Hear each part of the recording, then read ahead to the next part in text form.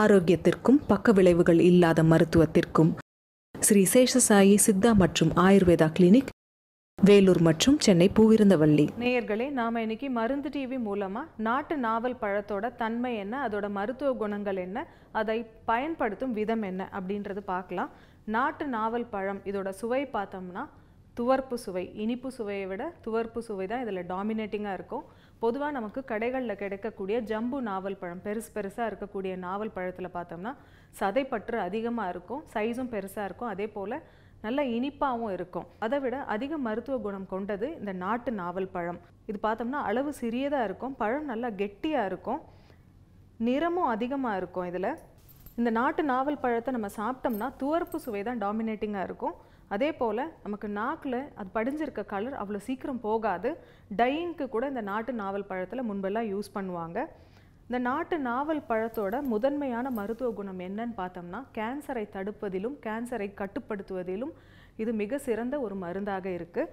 இதில் இருக்கக்கூடிய அந்த துவர்ப்பு சுவை புண்களை ஆற்றக்கூடிய மருந்தாக இருக்கிறதுனால நமக்கு வயிறு புண்ணு இருக்கிறவங்க, அசிடிட்டி இருக்கிறவங்க, அல்சர் இருக்கிறவங்க எல்லாமே நாட்டு நாவல் பழம் சீசனில் கிடைக்கும்பொழுது நம்ம சாப்பிட்டுட்டு வந்தோம்னா அது நம்ம வயிற்றில் இருக்கக்கூடிய அந்த அமிலத்தன்மையை கொஞ்சம் கம்மி பண்ணும். அதே போல் வயிற்றில் உள்ள புண்களை ஆற்றுவதற்கும் இந்த நாவல் பழம் உதவியாக இருக்கும். ஒரு சிலருக்கு பார்த்தோம்னா அந்த அல்சர் கொஞ்சம் அதிகமாகிட்டு நம்மளோட பெருங்குடலுக்கு கூட போயிடும். அப்போ அல்சரேட்டிவ் கொலைட்டிஸாக மாறும். அவர்களுக்கு அடிக்கடி பேதி உண்டாகும். சாப்பிட்ட உடனே மோஷன் போகிற மாதிரி ஒரு ப்ராப்ளம் இருக்கும். அடி வயிற்று வலியும் உண்டாகும், இடுப்பு வலியும் இருக்கும், டயர்ட்னஸ் இருக்கும்.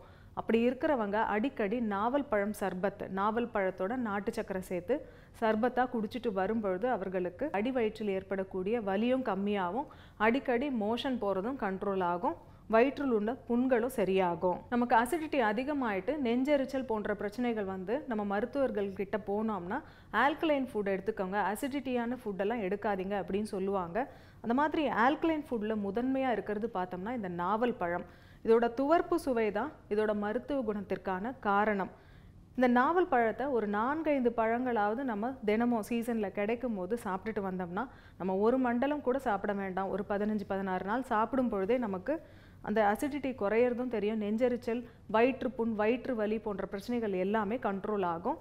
கேன்சர் முதன்மை நிலையில் இருக்கிறவங்க நாவல் பழத்தை தொடர்ந்து சாப்பிட்டுட்டு வந்தால் கேன்சர் செல் பரவுவதை தடுக்கக்கூடிய மருந்தாகவும் அது நெக்ஸ்ட் ஸ்டேஜுக்கு போகாமல் தடுக்கக்கூடிய ஒரு மருந்தாகவும் இது செயல்படும். நமக்கு இனிமேல் வரப்போகிற ஆகஸ்ட் செப்டம்பர் மாதங்களில் நாவல் பழம் நல்லாவே கிடைக்கும். அதுவும் விநாயகர் சதுர்த்தி டைமில் நிறையவே கிடைக்கும். அது கிடைக்கும் பொழுது அந்த சீசனில் அந்த பழங்களை நம்ம சாப்பிட்டு அதற்கான பலன்களை நம்ம அடைவது நல்லது. ஒரு சிலருக்கு பார்த்தோம்னா அடிக்கடி யூரின் போகக்கூடிய பிரச்சனை இருக்கும், அவர்களுக்கு நாவறட்சியும் இருக்கும், உடம்புல நீரிழப்பு அதிகமாக இருக்கும். அப்படி இருக்கிறவங்க நாவல் பழத்தை சாப்பிட்டுட்டு வரும் பொழுது, அதை நல்லா சுவைச்சி சாப்பிட்டுட்டு வரும் பொழுது நம்ம உடம்புல ஏற்படக்கூடிய வேதியியல் மாற்றங்களால் நம்ம உடம்புல pH பேலன்ஸ் ஆகிட்டு நமக்கு அதிகமாக யூரின் கழிக்கிறது கம்மியாகும், கண்ட்ரோல் ஆகும். அதே போல் நாவறட்சியும் சரியாகும். சர்க்கரை நோயாளிகளுக்கு நிறைய பழங்கள் சாப்பிடக்கூடாது, இனிப்பு அதிகமாக இருக்கக்கூடிய பழங்கள் நிறைய எடுக்கக்கூடாதுன்னு ரெஸ்ட்ரிக்ஷன்ஸ் இருக்குது. ஆனால் இந்த நாவல் பழத்துக்கு அந்த மாதிரி எந்த கட்டுப்பாடும் கிடையாது. நாட்டு நாவல் பழமில் இனிப்பு தன்மை கம்மியாகவும் துவர்ப்பு தன்மை அதிகமாக இருக்கிறதுனால சர்க்கரை நோயாளிகளும் இதை தாராளமாக எடுத்துக்கலாம். நேயர்களே, நாம் இன்னைக்கு நாட்டு நாவல் பழத்தோட மருத்துவ குணங்கள் என்ன அப்படின்றத பார்த்தோம். மேலும் இது போன்ற குறிப்புகள் பற்றி தெரிந்து கொள்ள மருந்து டிவியை தொடர்ந்து பாருங்க. நன்றி, வணக்கம்.